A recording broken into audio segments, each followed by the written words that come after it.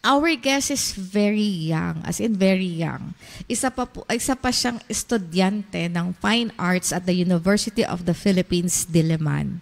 Isa siyang singer, model, and actor. Let us welcome. Ang ganda ng pangalan niya. Pati yung spelling, tawang-tawa talaga ako. Sosyal lang arrive. Let us welcome Live Victoria Cruz. Kasi Victoria, dahil Tourya Don't I pronounce it right? Live, okay? Yes. Hi, Live. Mag-hi ka sa ating audience. Hi everyone. Hi Doc Ria. Good morning to everyone. And sana masarap ang ulam nyo. Naku, ulam na agad. Hindi pa nga ako nag-breakfast. Nag-breakfast ka ba? Hindi rin po. Pareho tayo, okay? Parang brunch lang ako everyday. Live, how old are you? I'm 22 po. Okay, so 22 years old. Dito sa, you're young, no? Well, alam mo, reminds me of a social media influencer who worked at the age of 12 as a VA, no? Yung mga pinagkakaabalahan bukod sa pagiging isang estudyante.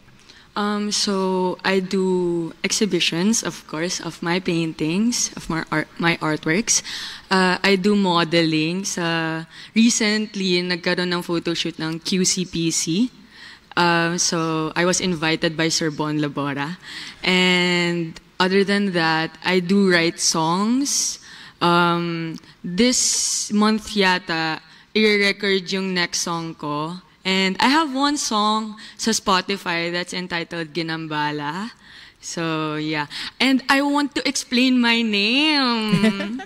So, ayun, Live. And yung Victoria ko is VIKTOUR, meaning tour, as in travel. Because sabi ng mom ko, gusto niya yung meaning ng name ko is Victorious Travel in Life. Yeah, so that's the whole meaning of my name. Meron ka na bang na-meet na kapangalan mo? Meron po ako dating kapitbahay sa may Kainta po. Ang pangalan niya Buhay. Tito Buhay. Okay. Tagalog version, no? Yeah. Okay. Tapos meron din po akong kaklase ngayon. Ang pangalan niya Vita. So, Italian for life. Yes, that's nice, ah. Yeah, may mga ganun talagang mga pangalan. Well, do you believe that the name has an impact on your journey? Yeah, I do believe so. Kasi, siya, declaration. Sa isa bang pagiging estudyante ng fine arts, karamihan ba sa inyo, habang estudyante, ay talagang nag-e-exhibits na? Since ako po nanggaling ako sa art school, so 2 art schools po yung pinanggalingan ko na high school. So, one is sa Angono, and then another one is sa may Kainta, sa may Vista Verde. So, from there, tinuturuan kami ng techniques and paano makipag-usap sa mga gallery owners. And then, nakapag-exhibit na po talaga ako before ako mag-enter sa college. But then, this time sa college, mas hands-on kasi mas professional. Like, we get to do our own portfolios. Kasi nung high school, yung teacher na namin yung gumagawa ng mga write-ups, portfolios for us. May I ask, what age ka unang nag-exhibit? That's, I think, 13 years old. Nice, 13. And that's quite a nice exposure life, no? Sa SM Angono po yun, I remember. Yeah. Meron palang ganun, art high school? Yes po, marami Can po you describe what is an art high school? Kasi we are exposed on a science high school, no? Yeah. Mas madali natin naririnig. What is a art high school? So yung art school po, yung una kong art school is sa Angono. So meron kaming 9 art areas. So may ballerina doon. Parang siya course. Ballerina, orchestra, rondalya, theater, media arts, malikhaing pagsulat, creative writing, visual arts, and media arts, photography and film. So nine facets of yes, po. Creative. Very nice, ah. Ito ba ay private or public school? At this one po, yung una po sa Angono, it's public school. Tapos may parang katulad din po siya na public school na sa Makiling High School for the Arts. Yun po magagaling din po yan. And then yung another po sa Kainta, that's a private school po, na art school. Art school din. That's That's that's something new that I've heard really. Sabi sa inyo kapag nag-host ka matututo ko talaga sa guest mo This is something like, of course, parents decides where their children should go in high school. Of course, no? Kasi mga minors pa yan Hindi naman nagde-decide ang bata for the high school. Pero syempre, kunwari, I want Don Bosco because it's a technical school. Okay? So, literally, alam natin why Don Bosco is technical school. So, ito naman, siguro, ang mommy ni Life, gusto talaga siyang ilinya na siguro sa arts. May ganun ba yung mommy mo? Ganito po siya. Since parang 3 years old or 5 years old, required po kami sa bahay mag-play ng piano. And then, na-expose po kami sa mga orchestra, theater plays, and mga artworks. And then, pagdating namin ng grade 6, tatanungin kami ng mom namin, anong gusto mong kunin sa college? Or like, how do you envision yourself na kukunin mong career? Kasi dalawang option lang po sa amin, either music or arts. Since yung mom ko po nasa music industry ng vocal and nagti-theater din po siya. So, ako, nakita ko yung music as something na parang napagod ako kasi ginagawa ko na siya since bata pa lang. So sabi ko, gusto ko arts. So ayun, pinasok na po ako sa art school, then sinuportahan na po ako. And then, up until ngayon, sa college. So ganun talaga, who your mom is or your dad is, most likely, sundan mo yung pattern na yun, no? Dahil nga pala yung mommy mo tsaka ikaw siguro wala kang ginawa sa bahay kundi mag-jamming. So, maganda kasi free to choose, no? Well, free to choose, pero tinanong ka na kung art or something, parang nakalinya na rin sa art, tama ba? Yes po. Oo, kasi ako, I don't have the freedom to choose kasi kung ano yung naging daddy ko, yun ako after Now, ano yung genre mo, Life, sa iyong mga painting? Most of my works are talking about feminism. Kasi since nasa modeling field ako, I'm so exposed sa mga how performative a woman can be, not just on stage but even in our houses. Yes. Sabi ni Nelfredo Gapanayaw, good morning ka-inventor. Watching here in Cainta, ang mga inventor dapat creative, kaya invention is also an art. Yes, I super agree to you, Nelfredo. No? My question is, what's the feeling? Of course, may bumili na ng mga in-exhibit mo. Most of the time, mas malaki yung ko sa commissions kasi humahati ang gallery sa exhibitions. Yes, humahati sila. Pero ano yung feeling nung nabilhan ka ng art? Yung unang time na nabilhan ako, sabi ko, it's just the start. Like, kasi bata pa ako nung time na yan Alam kong mahaba-haba pa magiging art journey ko. And, ayun, thankful ako kay God because na slowly, step by step, nakikilala yung name ko, nakikilala yung art style ko. Ayun, importante yun. Kaya nga, tinatanong kita kasi dahil doon sa plan ko na pumasok na rin sa art. Let's go! Yeah. Ang gagawin nating canvas, yung aking material na palette. Ako magpo-provide ng canvas, hindi ako yung magdo-drawing kasi hindi naman talaga ako nagde-design. No? So, iniisip ko din yan na parang sa daming beses ko na-i-invite into different gallery openings, being their guest of honor. Sabi ko sana one time materials ko din yung naka-expose yan. Pero live, aside from painting kasi nagmo-modeling ka, di ba? So how was it? So, for 3 years, nasa pageant industry ako. For? 3 years. 3 years na. Pero yung competition ko is once a year. So, yeah. And then, I'm looking forward after mag-thesis. Tumigil muna ako this year.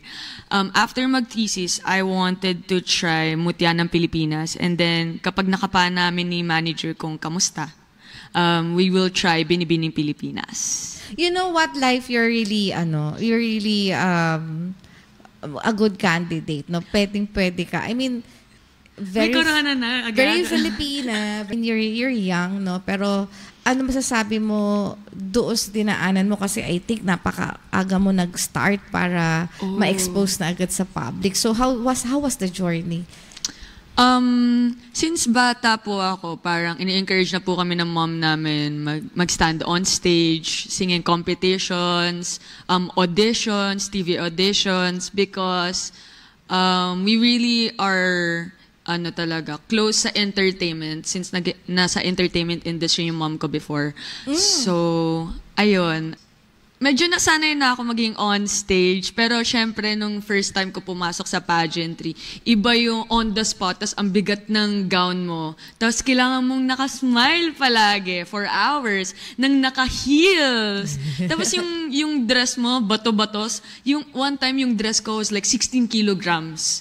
Hindi ready yung shoulder ko doon, as in nagpasa yung shoulder ko after nung pageant competition. It was a tough journey, but then, ayun yung hindi nakikita ng mga tao. Yung sa backstage na nangyayari. Magulo sa backstage, sigawan, mabilis ang pacing.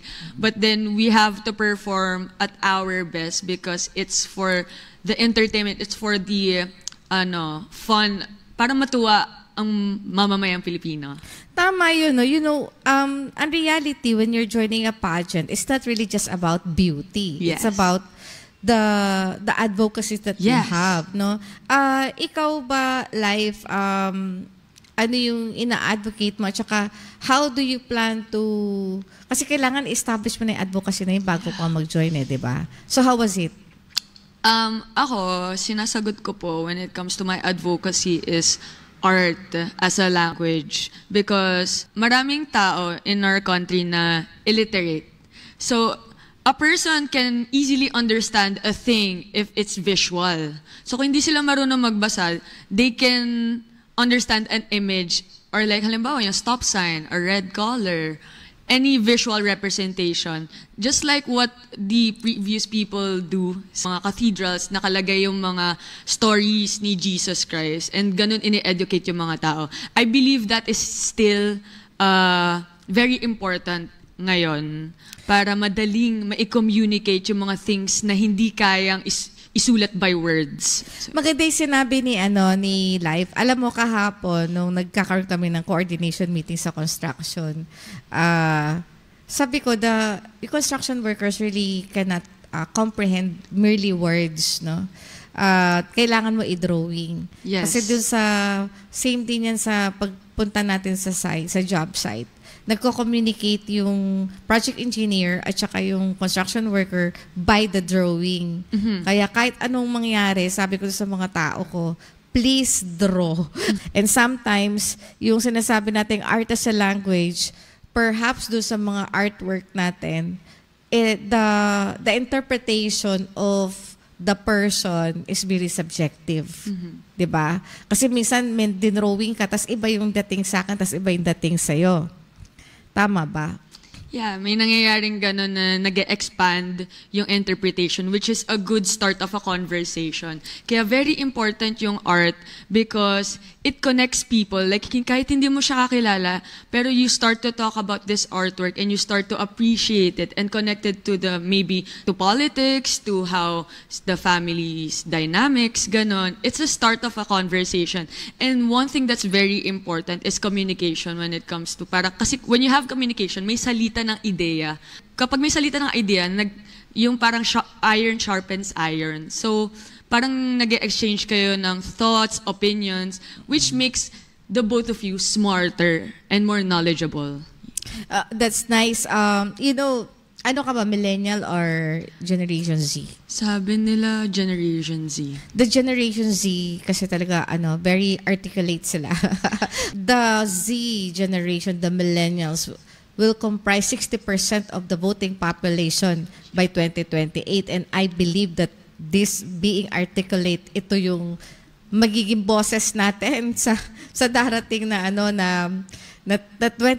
Sabi nila, wow. When I was talking with Doc Castor is also from UPD and also a broadcaster, Pinoy scientist. Sabi niya, are the young ones disrespectful?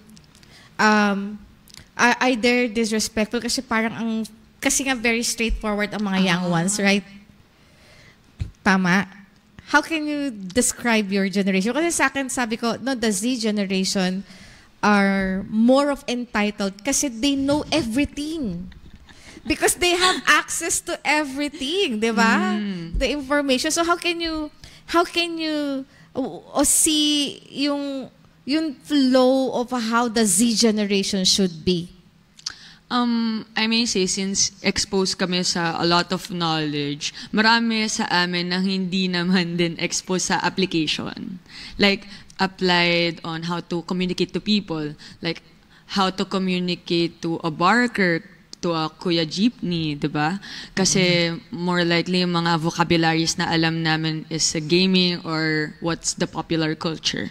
But then, I may say, I think what another route that our generation should take is to be with community, to communicate to other people, hindi yung isolated in a room with your phone, with your computer. We should go out and have friends and ayun nga, magtalasan ng idea with other people, opinions, para maging knowledgeable. Oo, kasi tama ka doon because napapansin ko sa mga bata, bira sila lumabas, no? Para mas they really wanted to focus on the screens, no? So tama 'yun. You have to go out kasi I've met Life once at a very young age, talaga nag-explore siya, no, of other ways, no, on minding her own life, no? O yun yung vision mo, yung pag nangyari yun sa buhay mo, Wow. you are already successful. Honestly, it's a long-term goal, which is, I hope and pray, na ibigay sa akin ni Lord, is the title of National Artists. Wow. I know it will be very hard, but nasa puso ko po talaga magsilbi para sa bayan. And not just because I want to get the title, it's because I want to be part of the history. I want to make a change. And I want my name to not just die. Life, diba? I want my name to stay and contribute to the Philippines because I believe, naniniwala ako sa power ng voice ng isang tao, and I believe that God placed this gift in me. Very nice. National artist. I had a trophy designed by national artist Arturo Luz, no, when I was the first recipient of the Good Design Award given by the Design Center Philippines. I had this paperclip trophy. Alam niyo, luminya yung mga gustong mangyari ni ni Life. Luminya siya sa pinag-uusapan natin kanina nung wala pa siya, no. My point of view on what is happening in the country right now is about legacy and history. Parehong sinabi yan ni Life, no? Because when we do our work, remember, nakasulat siya sa history, and yung ating henerasyon, yung ating ancestors, hindi sila matutuwa kapag binahira natin ng hindi maganda yung ginagawa natin. Kaya with kind of principle that Life has at the age of 22 wanted to have that legacy. How I wished that this could have been the point of views of those serving in the government, especially DPWH. Okay. So Pinapromote ko po yung song ko sa Spotify entitled Ginambala. And can you sing lang? Can you sing lang kahit na lang praise lang? Okay, yung chorus is Ginambala, bala, bala, nagpagam, bala, bala, bala, bala. Ang tahimik nating diwa ay ginambala, bala, bala, bala, nagpagam, bala, bala, bala, bala. Ang tahimik nating diwa ay ginambala. Yeah! Stream it sa Spotify. Yes, okay. Life, no? Ang hanapin nila. L-I-F-E. Oo, Ginampala. Ginambala. Ginambala. Ayan. Yes. So, sige, shout out ka na. 30 seconds pa. So, ayun, I want to shout out kay Sir Bon Labora. Thank you so much po for supporting me, and for any inquiries po or collaboration, you can contact po Alab Circle po. Or you can contact Sir Bon Labora po. When it comes to my career, I ayun nga po sinabi, I'm a model and a pageant person and an artist. Open po ako for commissions or booking po sa mga gallery po. Yun lang po. Maraming Alright, salamat, Doc. so thank you so much. Live, binigyan mo ng live ang ating show for today.